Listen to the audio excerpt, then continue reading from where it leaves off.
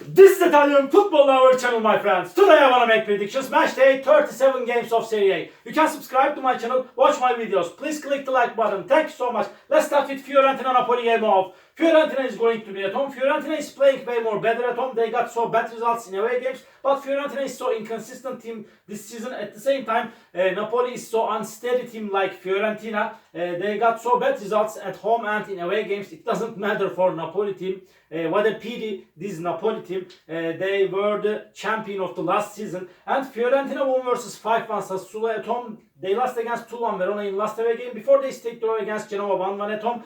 Napoli team lost against Empoli 1-0 in away game. They stayed draw against 1-1 Udinese in last away game. Again they lost against 2-0 Bologna in last match at home.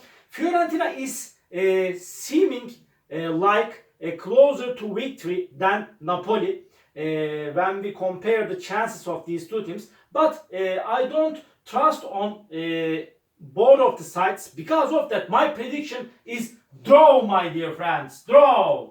Fiorentina 2, Napoli 2. And second game, Lecce Atalanta off.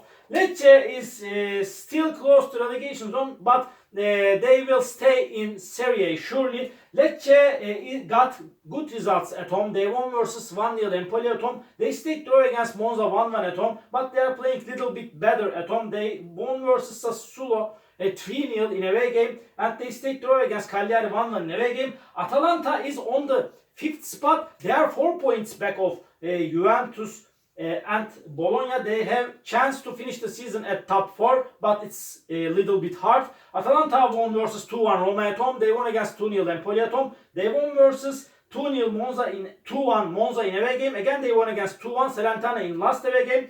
Atalanta is stronger team than Lecce, and in my opinion they will win over against Lecce. Lecce 1, Atalanta 2 is my prediction for this game. Torino Milan off. Torino is going to be at home. Torino got so many draws at home with same results 0-0. They stayed draw against Juventus at home 0-0. They remained draw against Frosinone 0-0 at home. They remained draw against 0-0 Bologna at home. Really, they stayed draw against Frosinone 0-0 at home. And at the same time, Torino is so resistant team at home, and it's so hard to beat over this Torino team in away games. And Milan team is so inconsistent team, but they won against Cagliari 5-1 in last match at home. They stayed draw against 3-3 Genoa at home.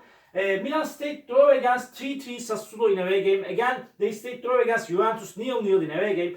Milan is seeming closer to victory than Torino a little bit. Milan may win this game 1-0, but I consider that this Torino again is going to be so ambitious. Because of that, again my prediction is draw, my dear friends. Torino 0, Milan 0. And Sassuolo Cagliari off. Sassuolo is going to be at home. Sassuolo is second to last on the point table. They have 29 points. In my opinion, it's too late for Sassuolo team. They lost against 2-1 Genoa in last away game.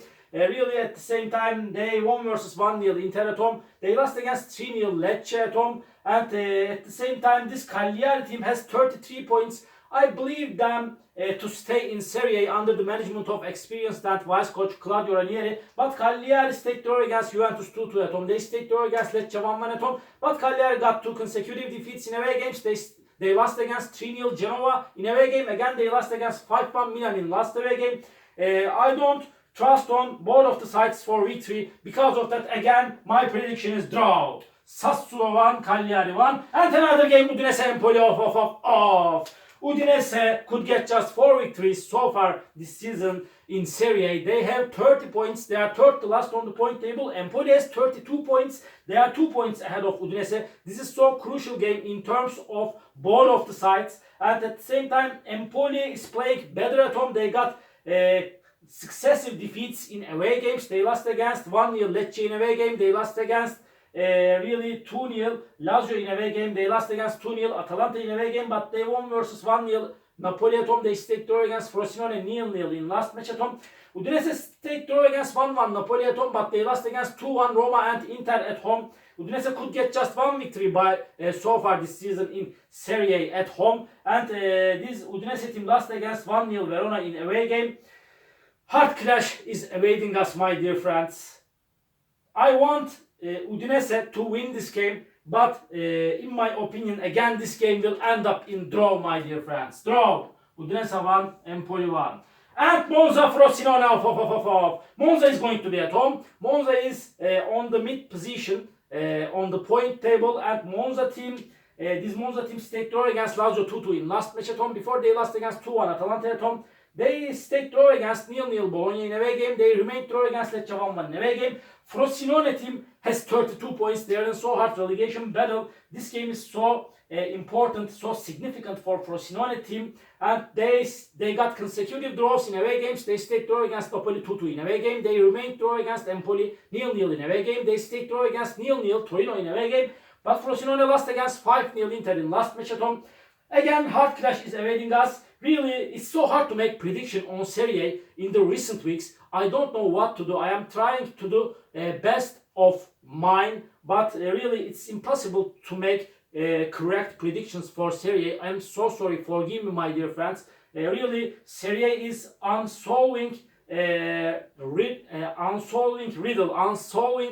conundrum in the recent weeks. But again, my prediction is going to be draw, my dear friends. Draw. Monza 2, Frosinone 2. And Inter Lazio. Inter is going to be at home. Inter is the champion of Serie A. They got totally 2 defeats this season in Serie A against Sassuolo. And Inter won versus 2-0 Torino at home. They won against 5-0 Frosinone in last away game. And this Lazio team is playing in better way after Igor Tudor has come to Lazio as a manager. They won versus 1-0 Genoa in away game. They stayed draw against 2-2 Monza in last away game. Again, Lazio won versus 2-0 Empoli in last match at home. But in my opinion, by a little margin, Inter will win over against Lazio.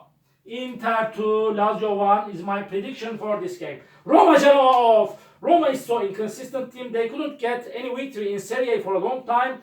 Genoa is so really so good team, decent team. They will force Roma significantly. Roma lost against 3-1 Bologna at home. They stayed draw against 1-1 Juventus at home. Again, they lost against 2-1 Atalanta in last away game. Genoa got so many draws in away games. And Genoa stayed draw against Fiorentina 1-1 in away game. They remained draw against 3-3 Milan in last away game before they stayed draw against 0-0 Juventus in away game. This game may end up in draw. Again, draw is possible. Please don't forget that, my dear friends. I feel like that so many games will end up in draw this week, but I don't know what's gonna be happen in Serie A. But by a little margin, after a long time, I wanna take a chance to Roma. I don't trust Roma so much, but I wanna take a chance to Roma for victory. Roma 2, Genoa 1 is my prediction for this game. Salernitana, Verona off. Salernitana will be at home. They are at the bottom of the point table.